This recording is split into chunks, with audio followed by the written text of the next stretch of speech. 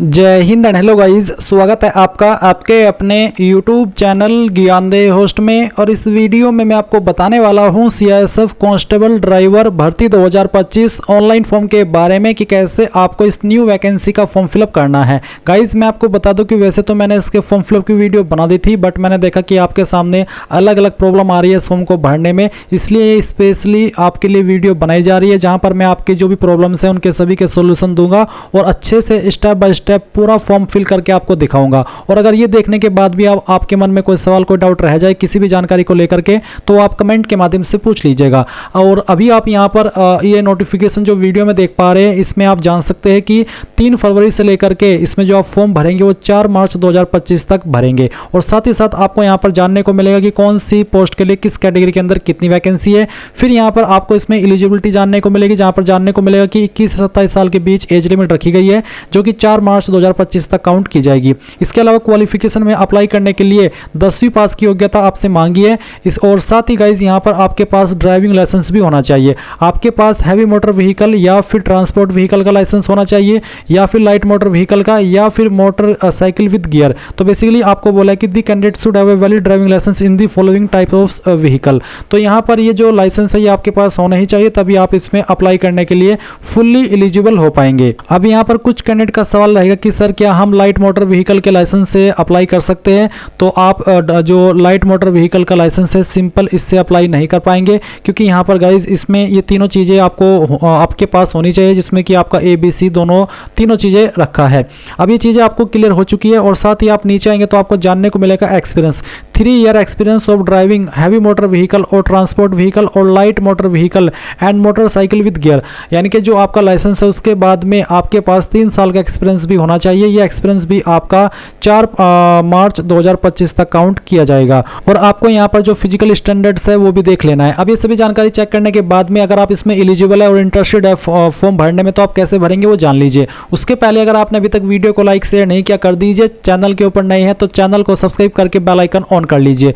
फिर जो मैंने लिंक इस वीडियो के डिस्क्रिप्शन में दिया है आप ओपन करेंगे। ओपन करने के बाद अगर आपको अभी तक नहीं पता तो जान लीजिए कि 1124 वैकेंसी निकाली गई है। और जो इन्फॉर्मेशन अभी आपने ऑफिशियल नोटिफिकेशन से देखी वो सभी इन्फॉर्मेशन आप यहाँ पर इस वेबसाइट से भी चेक कर सकते हैं कि जो कि हमारी ऑफिशियल वेबसाइट है।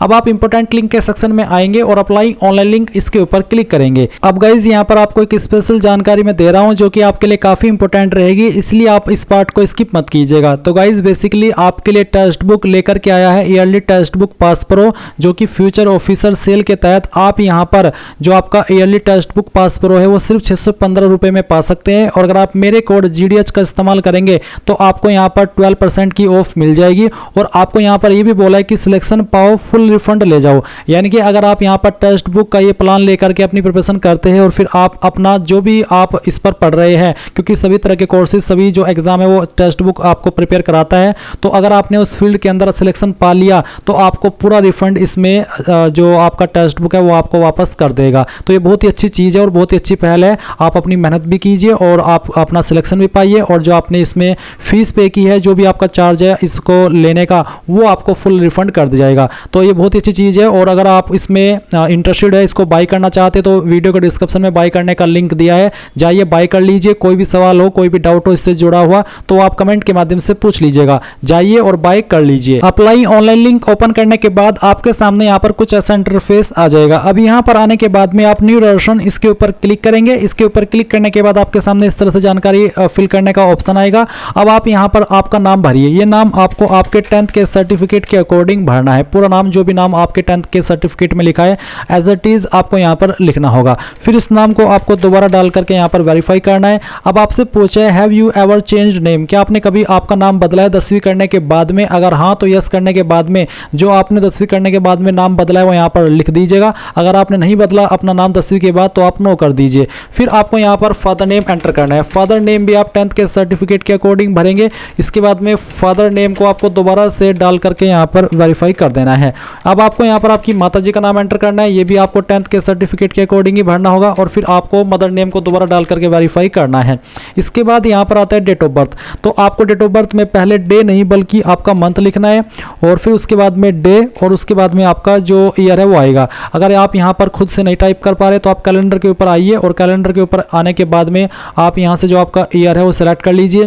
फिर यहाँ से आपका जो मंथ है वो आप सिलेक्ट कर लेंगे, जैसे कि मैं आपको यहाँ पर सिलेक्ट करके दिखा रहा हूँ। और फिर गाइज आप यहाँ पर जो आपका डे है वो भी सिलेक्ट कर लेंगे, तो इस तरह से आपकी डेट ऑफ बर्थ आ जाएगी। अब आप फिर से यहाँ पर कैलेंडर के ऊपर क्लिक करेंगे और जो आपका ईयर है वो आपको यहाँ पर सिलेक्ट करना है, उसके बाद में आपका मंथ और उसके बाद फिर यहाँ पर डे, तो आपका जो डेट ऑफ बर्थ है वो यहाँ पर वेरीफाई हो जाएगा। फिर आप आपका जेंडर सेलेक्ट करेंगे, जेंडर को दोबारा सेलेक्ट करके वेरीफाई कर देंगे।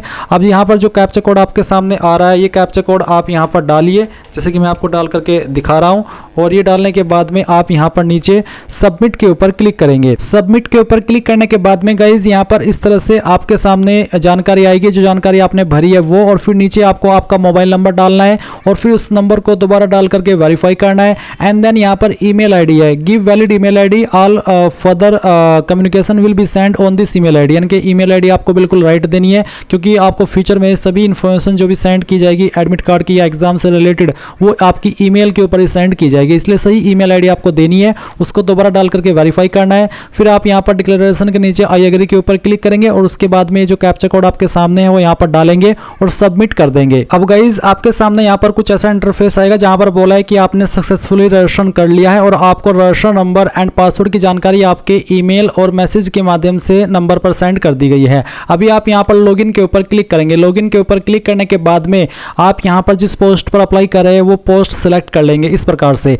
और इस सेलेक्ट करने के बाद में यहाँ पर आपको आपका रजिस्ट्रेशन नंबर डालना है जो कि अभी आपको मिला है ईमेल और मैसेज के माध्यम से। जो पासवर्ड मिला है वो यहाँ पर डाल दीजिए और फिर ये जो कैप्चा कोड है वो डालने के बाद सबमिट के ऊपर क्लिक कीजिए। अब लॉगिन करने के बाद में इस तरह का इंटरफेस आपके सामने आएगा और आपको यहाँ पर आपकी जो पोस्ट है वो देखने को मिलेगी और जो लास्ट डेट है फॉर्म की वो देखने को मिलेगी। अब आप क्लिक हियर टू अप्लाई इसके ऊपर क्लिक करेंगे, आपके सामने इंस्ट्रक्शंस आएंगे, सभी को चेक करने के बाद कंटिन्यू के ऊपर क्लिक करेंगे। अब यहाँ पर आता है name of the post applied for, तो आपको यहाँ पर दोनों पोस्ट देखने को मिल रही है। आपको यहाँ पर सेलेक्ट कर लेना है कि आपको किस पोस्ट को किस नंबर पर रखना है। अगर आप कांस्टेबल ड्राइवर को पहली प्रेफरेंस दे रहे हैं तो पहले पर आने दीजिए, और इसको कांस्टेबल डीसीपीओ को सेकंड नंबर पर प्रेफरेंस दे रहे हैं तो आप इसको दूसरे पर आने दीजिए। अगर आपको इनको ऊपर नीचे करना है, यानी कि दूसरे नंबर वाली को पहले पर रखना है और पहले वाले को दूसरे पर, तो वो भी आप अपनी चॉइस से रख सकते हैं। उसके बाद यहाँ पर आपकी इन्फॉर्मेशन जो कि आपने भरी अभी रजिस्ट्रेशन करते समय वो देखने को मिलेगी। अब आती है कैटेगरी, तो जो भी आपकी कास्ट कैटेगरी है ओबीसी, ईडब्ल्यूएस, एससी, एसटी या फिर जनरल, जो भी है वो आप सिलेक्ट कर लीजिएगा। वैसे तो मैं यहाँ पर ओबीसी में आता हूँ और मैं एक बार इसकी जो फीस है वो भी मैं आपको दिखाता हूँ कि क्या फीस रखी है। फीस यहाँ पर जनरल, ओबीसी, ईडब्ल्यूएस के लिए 100 और एससी, एसटी, एक्स सर्विसमैन के लिए कोई फीस नहीं है। तो चलिए मैं यहाँ पर एसटी सेलेक्ट कर लेता हूँ ताकि मुझे कोई फीस पे ना करनी पड़े और मैं आपको पूरा प्रोसेस दिखा पाऊँ। अब आता है name of the state belongs to, कौन सी स्टेट से आप बिलोंग करते हैं वो स्टेट आपको सेलेक्ट कर लेनी है।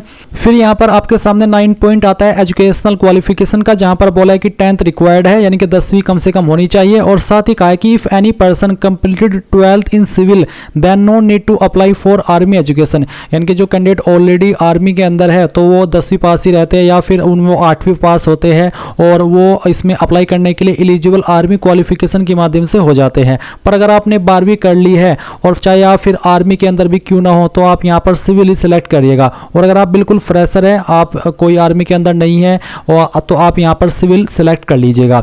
फिर आती है आपके सामने सिलेक्ट डिटेल, तो इसमें आपको बताना है कि आपके पास कौन सी क्वालिफिकेशन है, 10वीं, 12वीं, ग्रेजुएशन या पोस्ट ग्रेजुएशन, जो भी आपकी कंप्लीटेड क्वालिफिकेशन है जो आपने कंप्लीट कर ली हो वो आपको यहाँ पर सिलेक्ट कर लेनी है। अगर आप सिर्फ 10वीं पास है तो 10वीं सेलेक्ट कर लीजिए, अगर आपने 12वीं कर ली है तो आप 12वीं भी सिलेक्ट कर सकते हैं। अब आता है रिलीजन, तो जो भी आपका रिलीजन है इनमें से वो आप सिलेक्ट कर लीजिएगा। फिर नीचे की तरफ आएंगे और कुछ सवालों के आंसर करेंगे, जैसे कि क्या आप यहाँ पर डिपेंडेंट है, जैसे कि मैं आपको थोड़ा क्लियर करके इस सवाल को बताता हूँ। क्या आप 1984 दंगे के अंदर जो मारे गए थे उनके आश्रित है, या फिर जो 2002 के दंगे के अंदर मारे गए थे आप उसके आश्रित है? अगर हाँ तो यस, नहीं तो आप नो करेंगे। Do you belong to hill area, क्या आप हिल एरिया से बिलोंग करते हैं, यानी कि पहाड़ी क्षेत्र से? अगर हाँ तो यस, नहीं तो आप नो करेंगे। फिर क्या आप एक एक्स सर्विसमैन है? अगर हाँ तो आप यस करेंगे 13 पॉइंट में, नहीं तो आपको नो रहने देना है। इसके बाद में whether you are CISF personnel, क्या आप एक सीआईएसएफ पर्सनल है, सीआईएसएफ के अंदर ऑलरेडी काम करते हैं? अगर हाँ तो यस, नहीं तो आप नो करेंगे। फिर 15 पॉइंट है whether you are an employee of government department, public sector undertaking या फिर ऑटोनोमस बॉडीज, यानी यानी कि क्या आप ऑलरेडी किसी गवर्नमेंट डिपार्ट के अंदर, पब्लिक सेक्टर अंडरटेकिंग के अंदर या ऑटोनोमस बॉडीज़ के अंदर काम कर रहे हैं करंटली। अगर हाँ तो यस, नहीं तो आप नो ही रहने देंगे। फिर आता है विजिबल आइडेंटिफिकेशन मार्क, आपकी बॉडी के ऊपर वो निशान जिससे आपकी बॉडी की पहचान होती है। यह निशान आपकी बॉडी के ऊपर कहीं पर भी हो सकता है, तो जो भी निशान है जहाँ पर भी है उसके बारे में आप लिख दीजिए। अगर आपकी बॉडी के ऊपर एक से ज़्यादा ऐसा निशान है तो आप दूसरे मार्क के बारे में लिख दीजिए, नहीं तो आप नो मार्क लिख दीजिएगा।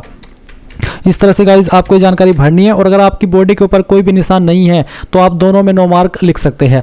अब आता है आपके सामने परमानेंट एड्रेस, तो जो भी आपका परमानेंट एड्रेस है वो आप यहाँ पर विलेज वार्ड लिख देंगे। फिर आपका जो पोस्ट ऑफिस है वो आप यहाँ पर डाल देंगे।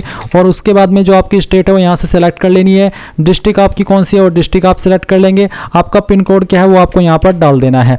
और गाइज अगर आपका प्रेजेंट एड्रेस और परमानेंट एड्रेस सेम है तो आप यहाँ पर सेम एज परमानेंट एड्रेस इसके ऊपर क्लिक कर देंगे।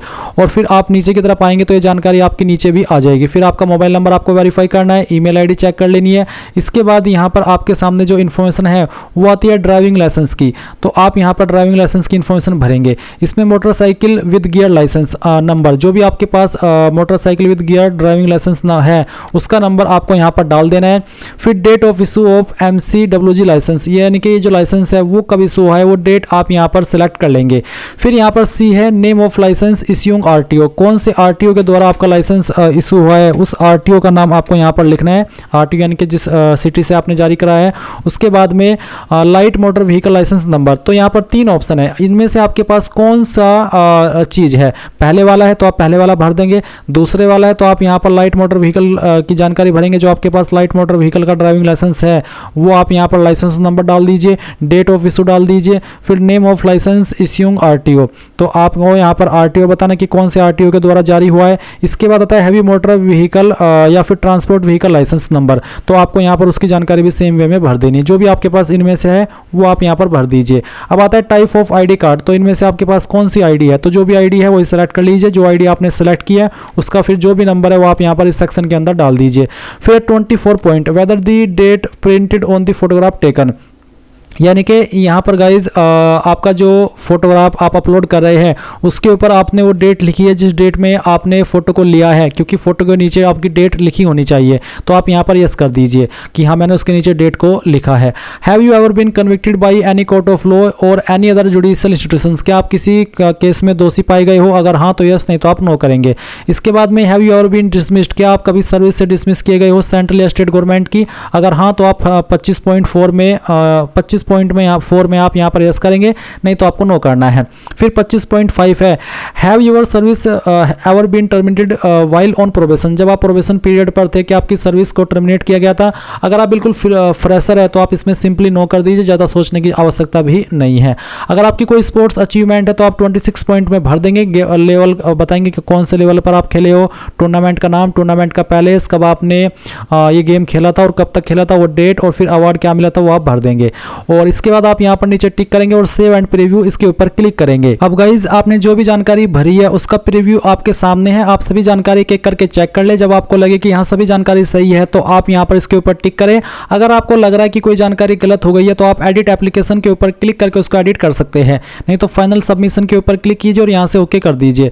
अब आपको यहाँ पर ओके करना है और ओके करने के बाद आप इसमें एक डॉक्यूमेंट अपलोड करेंगे। एक तो है आपका मेट्रिकुलेशन यानी कि 10वीं का सर्टिफिकेट, फॉर्मेट PDF का रखा है, साइज 1 MB से कम। अगर आपका 10th का सर्टिफिकेट इमेज में है तो आप उसको PDF में कैसे बनाएंगे, आपको सर्च करना है गूगल के अंदर इमेज टू PDF और फिर पहले वाली वेबसाइट ओपन करनी है, सिलेक्ट JPG इमेज के ऊपर क्लिक करना है और जो आपका 10th का मार्कशीट आपने स्कैन किया है वो फाइल आपको यहाँ पर सिलेक्ट कर लेनी है। फिर आपको इसको ओपन करना है, कन्वर्ट टू PDF करना है, ये फाइल आपकी PDF के अंदर कन्वर्ट होगी। उसके बाद में आप यहाँ पर इसको डाउनलोड के ऊपर क्लिक करके डाउनलोड कर लेंगे। जैसे आप डाउनलोड PDF पर क्लिक करेंगे तो फाइल डाउनलोड हो जाएगी। फिर आप चूज फाइल के ऊपर क्लिक करेंगे, जहाँ पर अभी आपने फाइल कन्वर्ट किया उसको सेलेक्ट करेंगे, ओपन करेंगे, इस तरह से फाइल नेम आ जाएगा। यहाँ पर आपके सामने अपलोड के ऊपर क्लिक करेंगे और आपकी फाइल इस तरह से अपलोड हो जाएगी। फिर आप यहाँ पर ड्राइविंग लाइसेंस भी अपलोड करेंगे, इसको भी आपको PDF के फॉर्मेट में ही अपलोड करना है। और सेम वे में अगर इसके एक से ज़्यादा सर्टिफिकेट है, एक से ज़्यादा इमेज है तो आपको इनको सभी को सिंगल PDF फाइल के अंदर अपलोड करना है। अब आता है फोटो, तो आप चूज फाइल के ऊपर क्लिक करेंगे और जो आपका फोटो उसके नीचे डेट लिखी होनी चाहिए और जो कि डेट आप लिख रहे हैं वो 3 महीने से पुरानी नहीं होनी चाहिए। तो आप चूज फाइल के ऊपर क्लिक कीजिए और जहाँ पर भी आपकी फोटो फाइल है वो आपको सेलेक्ट कर लेनी है। मैं इस फॉर्म को डेमो के लिए भर रहा हूँ, तो चलिए मैं यहाँ पर एक रैंडम फाइल सेलेक्ट कर लेता हूँ। इसको सेलेक्ट करने के बाद आप अपलोड के ऊपर क्लिक करेंगे, आपकी फाइल यहाँ पर अपलोड हो जाएगी। इसके बाद गाइज आप व्यू फोटो के ऊपर क्लिक करके चाहे तो इसको व्यू भी कर सकते हैं। अब आपको आपका सिग्नेचर अपलोड करना है। इसका साइज आपका यहाँ पर 10 से 20 KB के बीच में रहना चाहिए। तो जहाँ पर भी सिग्नेचर की फाइल है आप सेलेक्ट कीजिए, जैसे कि मैं आपको सेलेक्ट करके दिखा रहा हूँ। ओपन कीजिए, अपलोड के ऊपर क्लिक कीजिए और आपकी फाइल अपलोड हो जाएगी। अब आप यहाँ पर नीचे आएंगे और इसमें सेव एंड कंटिन्यू कर देंगे। सेव एंड कंटिन्यू करने के बाद में यहाँ पर डायरेक्टली आपके सामने, अगर आप जनरल OBC से फॉर्म को भरे तो फीस का ऑप्शन आएगा। आप पहले फीस जमा करेंगे, जैसे ही फीस जमा हो जाएगी और अपडेट होगी वेबसाइट पर तो आप अपने फॉर्म का फाइनल प्रिंट आउट ले पाएंगे। और क्योंकि SC/ST के लिए कोई फीस नहीं है, इसलिए यहाँ पर you are eligible for fee exemption. तो आप यहाँ पर प्रिंट एप्लीकेशन पर क्लिक करेंगे और अगर आपके पास अभी प्रिंटर मौजूद नहीं है तो आप प्रिंट के ऊपर क्लिक करके इस फाइल को PDF के रूप में सेव कर लेंगे और बाद में प्रिंट करा लेंगे। इस तरह से गाइज आप लोग आपका CISF constable driver online form 2025 बिना किसी मिस्टेक के भर पाएंगे। आई होप ये प्रोसेस आपको पसंद आया होगा। So thanks for watching. जय हिंद।